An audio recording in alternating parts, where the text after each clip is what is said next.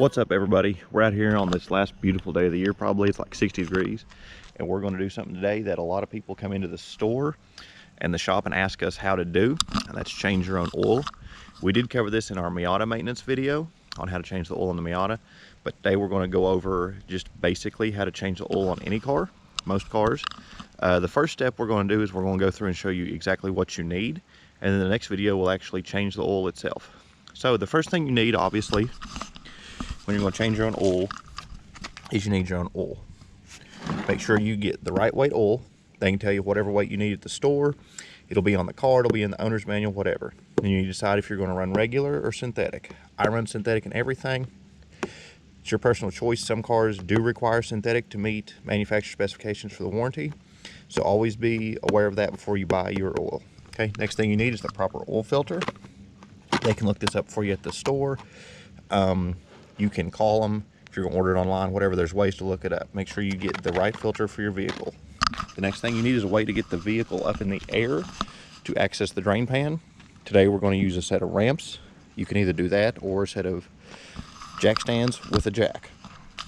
Next thing you need is you will need a way to get the filter off. You can use a cup, you can use a band wrench, whatever. I like these little cups because they're easy to use. Just one simple tool, you can take it off and on with that. After that, you will need a way to get your drain plug out.